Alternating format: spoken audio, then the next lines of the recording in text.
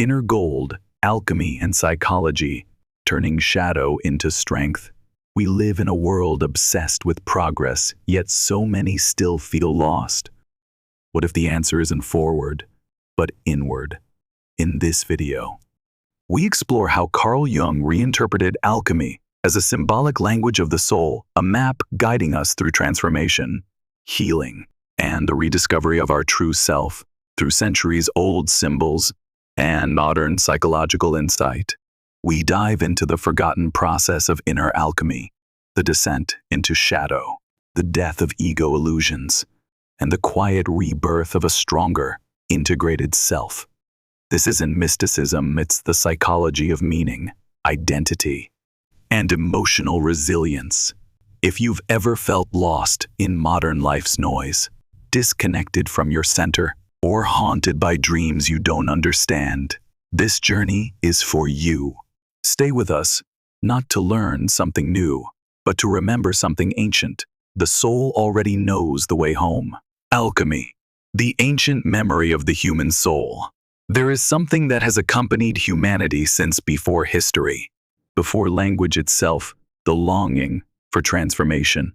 Not merely the transformation of the world outside, but a quiet, persistent urge to transform the self. Alchemy is a living symbol of that journey, the soul's quest to transmute chaos into meaning, darkness into light.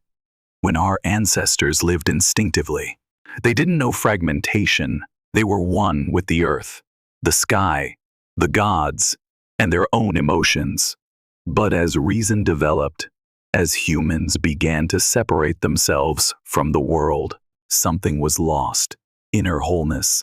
The Enlightenment gave us technology, knowledge, logic, but it also created a void, a spiritual emptiness that no material thing could ever fill. Carl Jung saw that void. He called it the cost of absolute rationality.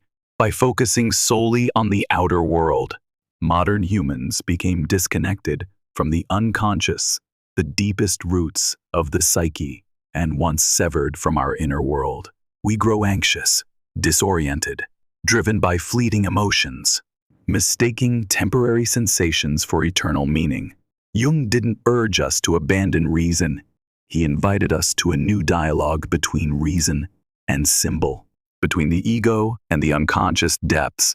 Alchemical symbols like the ouroboros, the philosopher's stone, the flame are the language of a soul made mute by the modern world. They are not meaningless mysticism. They are maps back to the interior. Alchemy, then, is not an outdated science. It is a way our ancestors named inner transformation, what today we call healing, self-awareness, emotional recovery. In an age where everything is analyzed and reduced to utility, alchemy reminds us, not everything should be measured. Some things can only be understood when you truly live them, walk through them, and let them change you. From here on, the story of alchemy is no fairy tale. It is our story, the journey from fracture to rebirth, from shadow to freedom, from chaos to a resilient self-knowing and self-mastering self. Jung and the Forgotten Treasure, when psychology meets alchemy. For over 30 years toward the end of his life, Carl Jung immersed himself in a field shunned by the scientific world. Alchemy, to most, it was a mess of bizarre ancient symbols, delusional recipes to turn lead into gold. But to Jung, it was a portal to the deepest layers of the human psyche. He didn't see alchemy as a medieval fantasy, but as a metaphorical language for the soul's process of healing and rebirth. When Jung received the manuscript, The Secret of the Golden Flower, an ancient Taoist alchemical text, from his friend, Richard Wilhelm, it was like rediscovering a lost puzzle piece.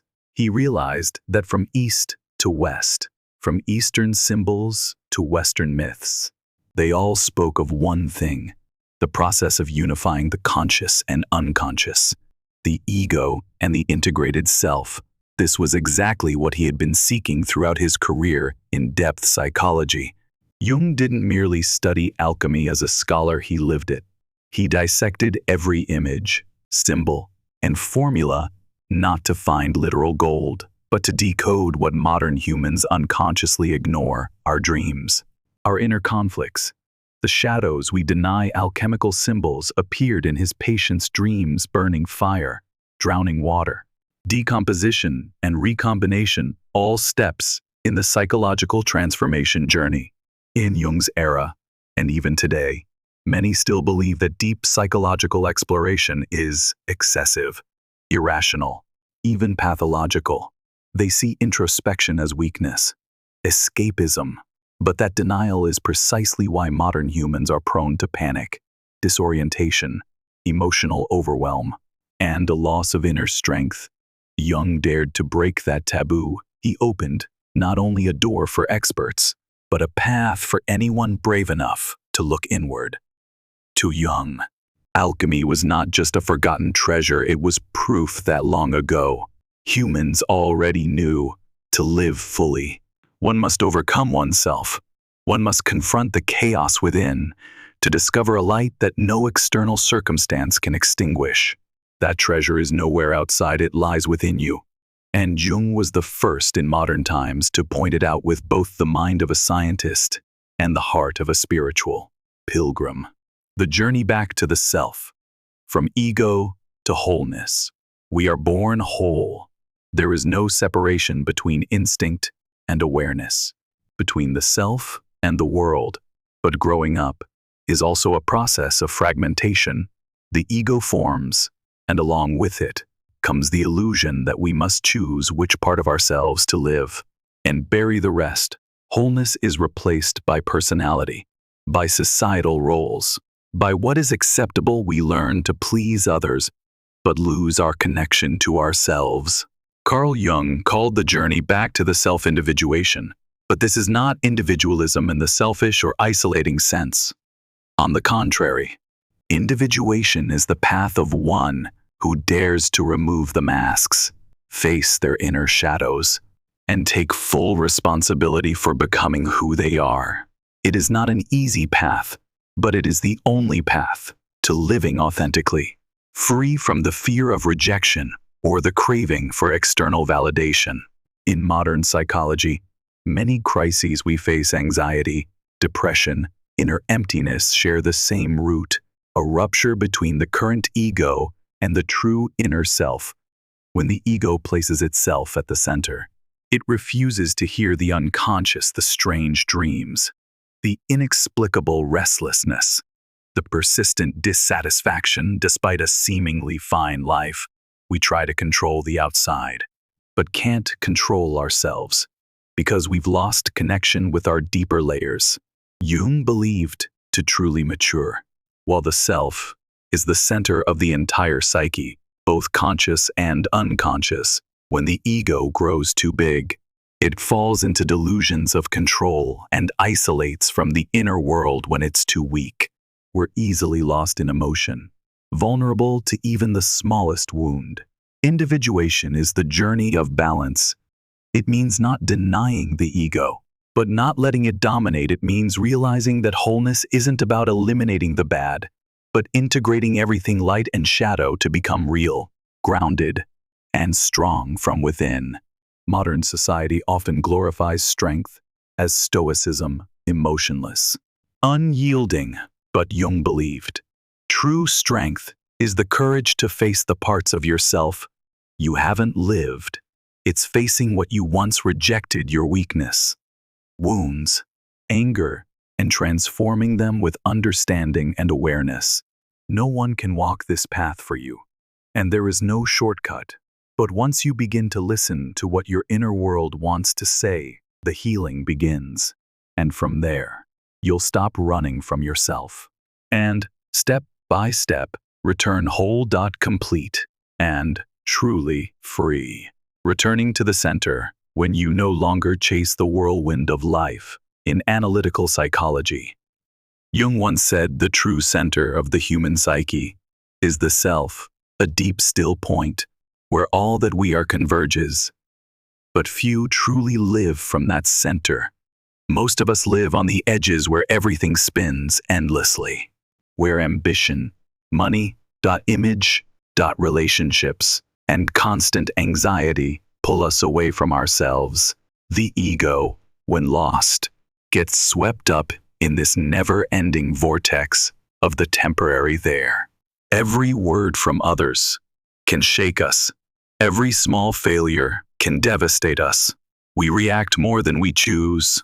We try to control everything, but fail to control our own inner state.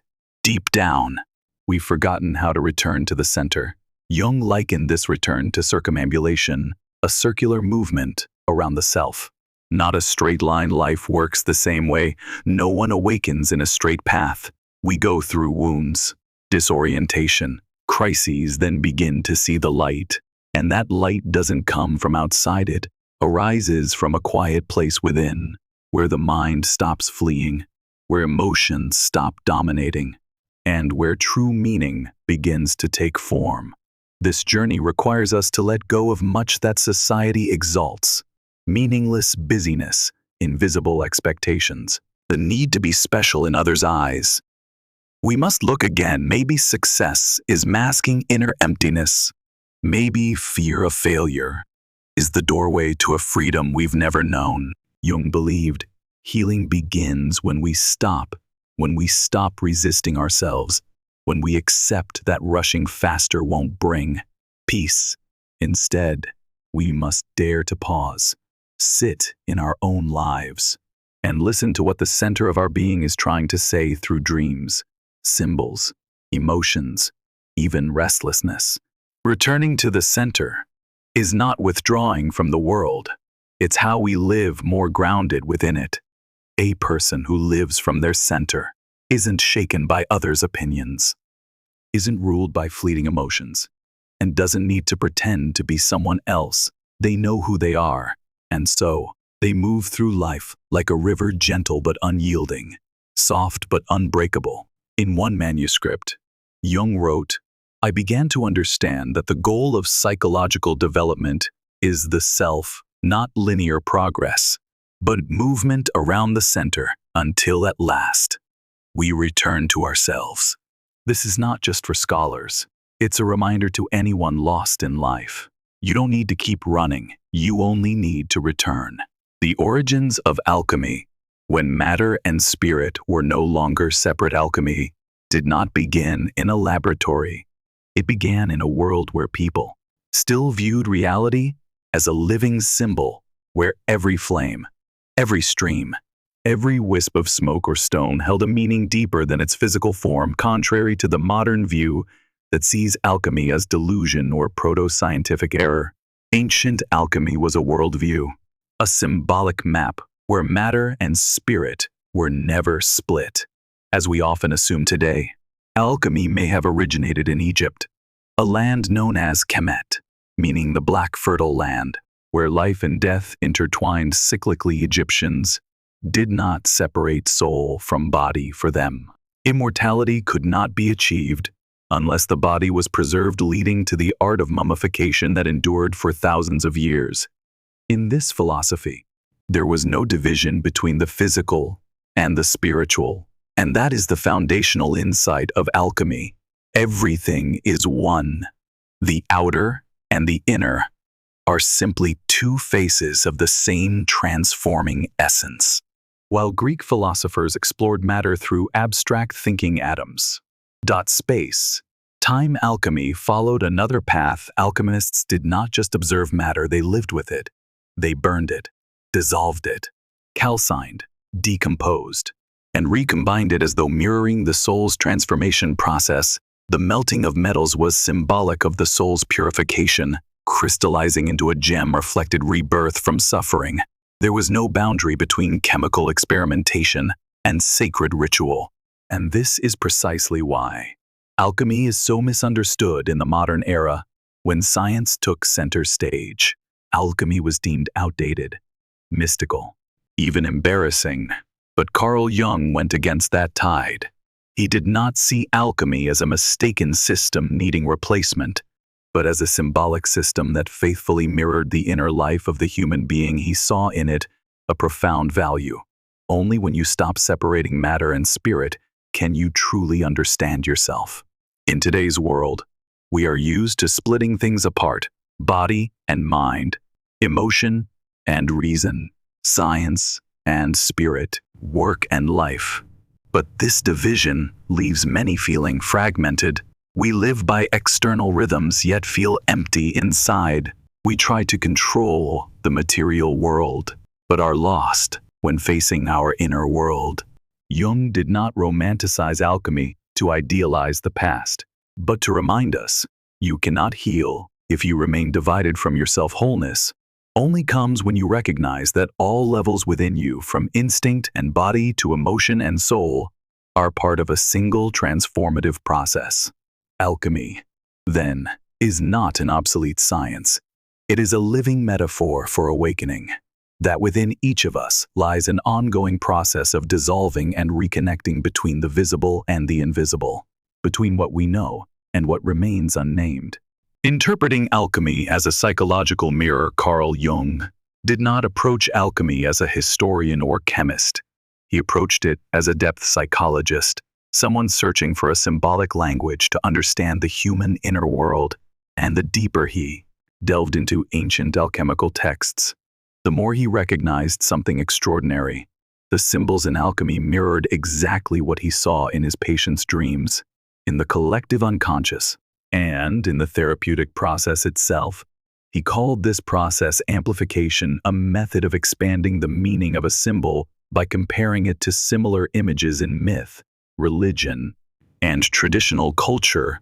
When a patient dreams of black fire, a snake shedding its skin, or a broken vessel that mends itself, this is not just brain chemistry or random thought. It is the deeper voice of the unconscious, the part within us crying out for healing.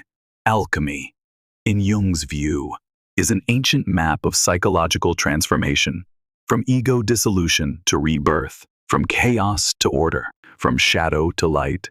What's remarkable is that ancient alchemists had no idea they were doing psychology. They believed they were turning lead into gold, but in reality, they were reflecting on their own internal states, living out a symbolic journey through material practice. Jung explained this by noting that ancient people were more connected to the unconscious before the concept of psychological analysis existed. Symbols would surface and dominate the conscious mind through imagery, rituals, dreams, and alchemical experiments. What they saw in matter was actually a projection of their inner world, a phenomenon modern psychology calls psychological projection. Understanding alchemy this way does more than help us understand the past. It offers us a new way to look at ourselves. Because if alchemical images are voices of the unconscious, then so are dreams, intuitions, those strange feelings that arise in times of pain or transformation. They are living symbols we must learn to hear, rather than dismiss as meaningless. Modern society often glorifies what can be measured, proven, and packaged, but depth psychology and alchemy remind us of another truth. Not everything can be understood by logic, yet it can still carry profound healing power. That's where symbols speak. That's where we must not just analyze, but live and feel. To see alchemy as a psychological mirror is to take the first step in looking at ourselves, not through achievements, image, or titles, but through deeper layers of meaning. And that is also the first step in building an inner strength that doesn't depend on the outer world, but arises from truly understanding ourselves. Decoding the 7 stages of alchemy, a psychological map of transformation. Behind the mystery of alchemical symbols and terms lies a subtle structure, a spiritual roadmap that humans have intuitively used to understand themselves for thousands of years. Carl Jung, while studying ancient alchemical texts, made an important discovery: the chemical stages of alchemy: calcinatio, solutio, coagulatio, sublimatio, separatio, and conjunctio are symbolic representations of the psychological transformation process that every human must undergo to become their true self. The first stage, calcinatio burning, is when the ego is challenged by reality, by truth, by pain. The fire doesn't burn the body, it burns away pride, illusions, and the false identities we cling to. This is when many feel like life is falling apart, but in truth, it's when the old self loses its grip. Next is solutio dissolution. Resistance ends. Everything breaks down, like a body dissolving in water. This is often called the state of being lost. But solutio is not the end, it is the necessary breakdown before rebirth. In psychological terms, it is the moment we admit our wounds, let our tears flow, allow ourselves to lose direction to find a truer path. Then comes coagulatio, recoagulation. From this loosened state, a new form begins to emerge. This may be a new decision about how to live, how to love, how to see oneself. Coagulatio is where we touch the ground again, return to reality, and choose to live with roots. Following is sublimatio, sublimation from above. Everything looks smaller, emotions feel lighter. Problems are put in context. Sublimatio is like climbing a spiritual mountain, where we begin to see that our pain no longer has the power to control us. But the journey is not over. Mortificatio, spiritual death, is one of the deepest and most painful stages. We confront our darkest self, the truths we have avoided, that we are not perfect, that parts of us have been hidden and denied. Jung called this the encounter with the shadow. And in that darkness, seeds of light lie hidden. Separation is when we begin to distinguish what truly belongs to us and what does not.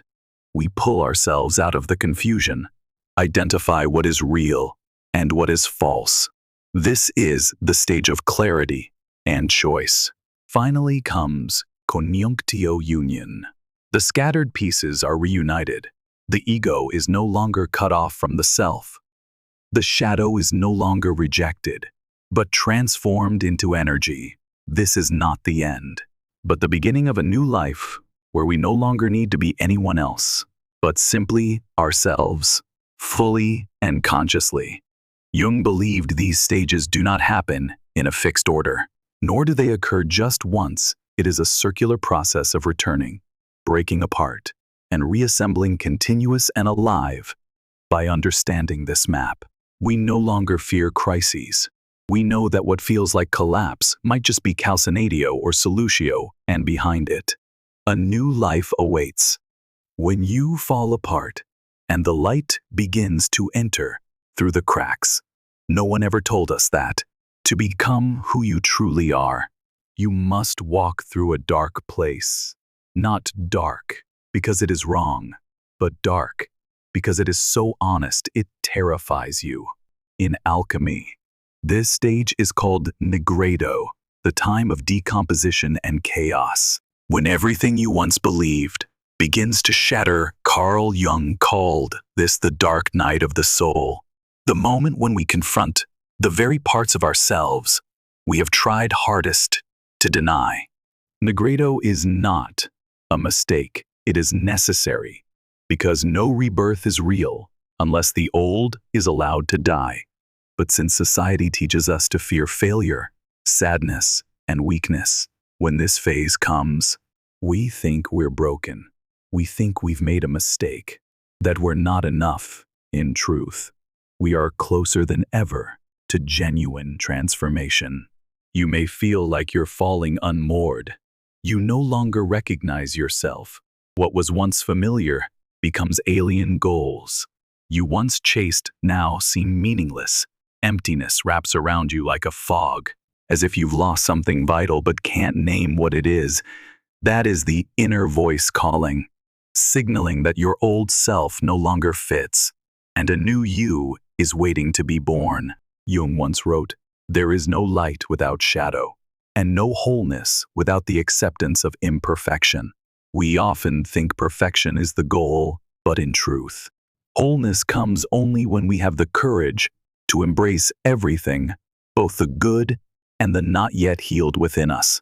This is when the darkness becomes the teacher, when negative emotions are no longer suppressed but seen and heard, when pain is no longer the enemy, but the gateway to a deeper meaning in life. When you fall apart, don't rush to patch yourself up. Sit with the wreckage, look at what needs to be kept and what needs to be let go. Nigredo is where true inner strength is born, not the strength that hardens, but a quiet strength, forged from radical honesty with yourself. When you stop hiding, stop pleasing, stop running from your own truth, that's when you begin to truly stand. And in that very darkest place, the light begins to seep through the cracks, not in a flood, not blinding, just a small ray, a moment of clarity, a spark of awakening. Maybe you realize you no longer need to prove anything. Maybe you feel a quiet peace you've never known that is the sign you are coming out of Nigredo. The truth is, everyone must break at some point, but not everyone dares to continue from that breaking point. Those who do are not stronger. They simply choose to stay long enough in the dark to see the light. And when that light comes, it's no longer something outside, it is you, reborn from the ashes. Alchemy as inner work, awakening the observer within. In the ancient world, alchemy was a process that took place in a furnace, but in Jungian psychology, the furnace is you, your life, your relationships, your emotions. Alchemy becomes inner work when we shift our attention from external materials to the dynamics unfolding inside us. Modern life constantly pulls us outward. We are urged to perform, produce, impress, and achieve. But the process of inner transformation requires a different rhythm. It asks us to pause, observe, and reflect. This does not mean withdrawing from life, but living it more consciously, with the awareness that each emotion, conflict, and challenge carries symbolic meaning. The alchemists of old spent years watching substances bubble, separate, burn, and merge. Jung proposed that we do the same with our fears, habits, attachments, and inner patterns. He called this work active imagination, a dialogue with the unconscious that allows what is hidden to become visible, what is repressed to be integrated. When we experience envy, for instance, our modern instinct is to suppress or moralize it, but the alchemical attitude asks instead, what is this emotion trying to reveal? What truth within me needs to be seen? Every emotion, no matter how dark, can become material for transformation if we are willing to observe it without judgment. This kind of inner work does not produce gold to wear, but it yields something more valuable, self-knowledge. Not the knowledge gained from books, but the kind carved from self-honesty, from moments when you chose to stay present with your pain rather than escape it. Alchemy, then, is not about escaping the world, it is about becoming more fully present in it. It is not about becoming someone else, but about uncovering the one you were always meant to be. And that is a process no one can walk for you, but once begun, it begins to illuminate everything. Your inner temple, a sanctuary for wholeness. In every alchemical laboratory, there was a sacred space, the vessel, the retort, the sealed container in which transformation occurred. In Jungian psychology, that vessel is not a literal object, it is your inner temple, the space within you where different parts of the psyche come together, clash, and ultimately integrate. But in modern life, that inner space is often invaded by noise, speed, distraction. We are rarely taught to create psychological containment, to hold tension, to wait with discomfort, to sit with paradox. Yet without that space, transformation cannot happen. The work of healing needs a protected chamber, not to hide from life, but to allow what is raw and chaotic within us the time to reconfigure. Jung called this holding the opposites, the ability to remain with conflicting feelings, identities, desires, and doubts, without rushing to resolve them, just as the alchemist sealed the vessel, so the process could complete. So must we learn to hold our contradictions, not judge them or push them away, but listen to what they are teaching us. You do not need a monastery to build this temple. You only need intention and attention, a corner of time in your day, a journal, a dream, a breath. What matters is the quality of presence when you begin to treat your inner world as something sacred, not chaotic, not shameful, but worthy of reverence. You create space for something ancient and powerful to awaken. And over time, this sanctuary becomes your center, a place you can return to in joy or sorrow, a place where light meets shadow, where your stories are rewritten not from fear, but from awareness and grace. Small kindness, seeds of great change. We often imagine that social change comes from grand gestures, epic voices, and revolutions that shake history. But there is another kind of change, quiet, resilient, that begins with small acts of kindness. A look that meets the eyes of someone left behind, a fair word spoken when someone is misjudged, a moment to ask, "Are you okay?" When others pass by in a hurry, these acts may seem powerless, but they plant seeds of humanity in a world that is growing more indifferent and cold. Social psychology calls this the moral contagion effect. When one person chooses to do what is right, even in a small way, they signal to others that compassion is still possible. A kind act is not just a moment, it is a message. Empathy still exists.